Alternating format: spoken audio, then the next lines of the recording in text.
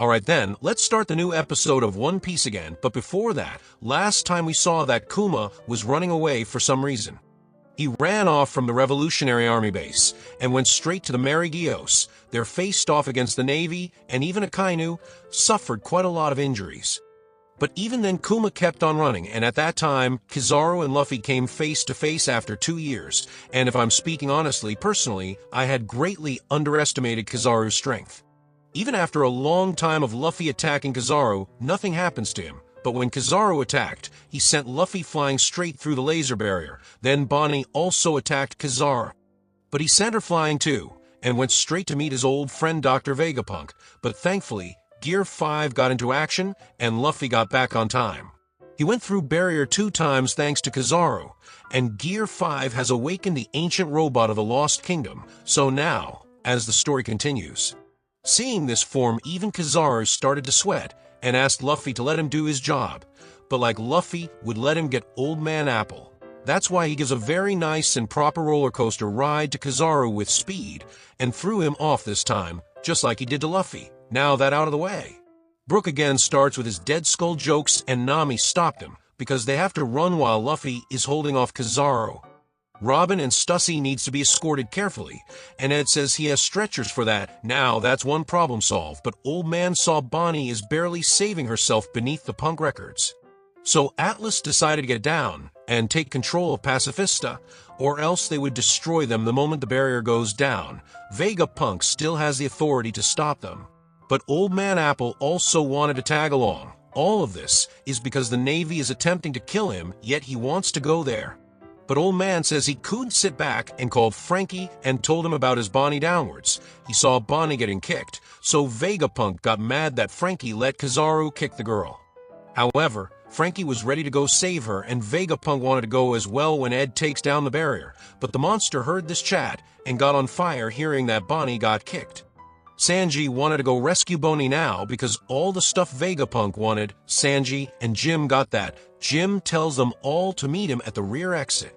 And Vegapunk gets ready to go save Bonnie with Atlas. Meanwhile, Frankie was foaming in guilt because he saw how Kizaru kicked Bonnie, and yet he was helpless. But Lilith stopped him from getting down and told him to leave. Frankie regained his confidence, and Lilith was surprised that Luffy was lobbing Kizaru. Frankie couldn't agree more because Luffy is their captain after all. But anyways, while Navy was on the move, one dude hears some voices but thinks it's just his imagination and goes off. In the bushes it was Bonnie, and she used her power to turn back those into a child or an old man, and then strike. She fused that pipe rod with her devil fruit powers. So whoever touches it will get their age reversed or accelerated. Quite a good power to take down a band of soldiers quickly. Bonnie used that to her advantage and incapacitated the soldiers all on her own. Even though she was alone against that many soldiers, she gained the upper hand instantly.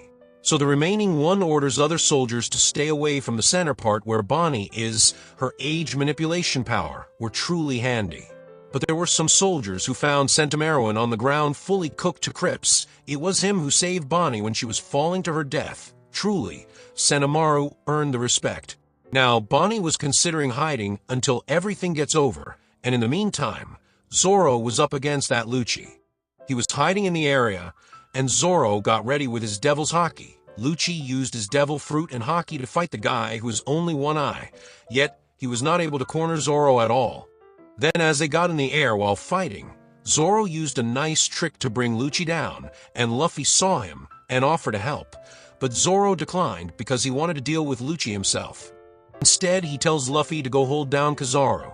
Lucci was out of breath fighting Zoro, and Zoro finally decided to use his Conqueror's haki. Lucci was impressed by the number 2 of the Emperor's crew, and at the time, Kizaru was enjoying the breeze. Seeing Kizaru like this reminds me of Akiji riding his bicycle on the ocean and making fun of the no-swimming rule of devil fruit users. Then, Kizaru got back with his lighting glow to strike back. All this action just seems like a high fight is going on in some club. And Luffy spins out the whole area to find the real Kizaru out of this hologram trick. But sadly it didn't work out and Kizaru's attacks were burning him up. So Luffy got even bigger to take out all of Kizaru in one go. But that just makes matters worse because bigger size makes it easier for Kizaru to strike. So Luffy blew them off and Kizaru saved himself with Kizaru Chain. Now finding the real Kizaru was a real pain, but Luffy wasn't free yet. Luffy kicked all the Kizaru in a line, and thought he got the real one this time, but Kizaru had enough and went over to the lab. Kizaru holds Usopp hostage and asked about Vegapunk. But Vegapunk had already gotten out of that place using his two-wheel Lamborghini. Sanji followed him and saw the old man is truly upset as he desperately wanted to save Bonnie.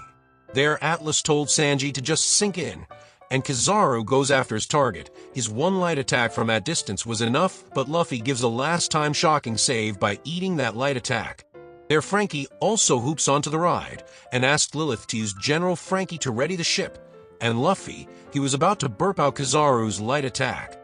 Their addition creates a hole in the barrier for Vegapunk to leave, and Navy soldiers were surprised to see that their target is coming to them on their own. Got announced to everyone to aim at that car, but Atlas orders Pacifista to attack the Navy soldiers instead. But the episode ends right there, and the next time, that elder named Saturn keeping quiet in the ship has decided to move out. So to watch the next episode, just subscribe to the channel and hit the bell icon to get the latest updates. Until then, take care.